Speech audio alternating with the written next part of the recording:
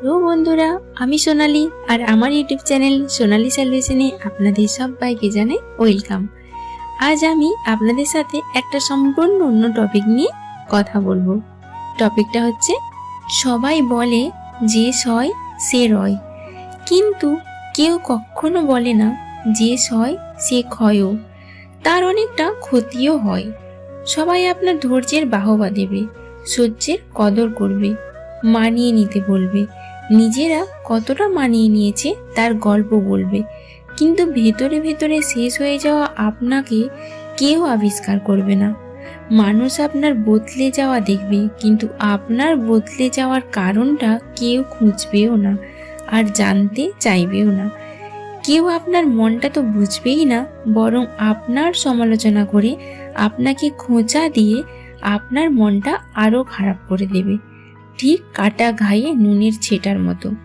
আপনি সহ্য করতে করতে মানুষের এমন অভ্যেস হয়ে দাঁড়াবে, আপনি কখনো যদি প্রতিবাদ করেন তখনই এই ভালো আপনি সবার কাছে হঠাৎ করে খারাপ হয়ে যাবেন। যারা আপনাকে ভালো বলতো তখন তারাই বলবে হিংসুটে, স্বার্থপর, খারাপ, অনেক বদলে গেছিস তুই আগের থেকে। আসলে আপনার এই সহ্য করে করে থাকাটাই সবার কাছে অভ্যেস হয়ে যায়, স্বাভাবিক হয়ে যায়। তখন আপনি চিৎকার করে গলা ফাটিয়ে আপনার সাথে হওয়া অন্যায় আর আপনার কষ্টের কথা বললেও কেউ আপনার কথা শুনবে না। আপনার রাতের পর রাত জেগে কান্নার কথা কেউ বুঝবে না। আপনার চোখের নিচের কালো দাগ তাদের চোখে আঙুল দিয়ে দেখিয়ে দিলেও তারা তা দেখবে না।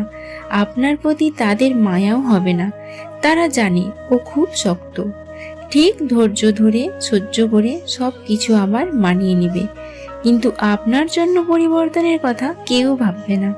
তাই সহ্য ততটুকু করুন যতটুকু সীমার আর সহ্যের মধ্যে থাকে, তার বাইরে কখনোই নয়।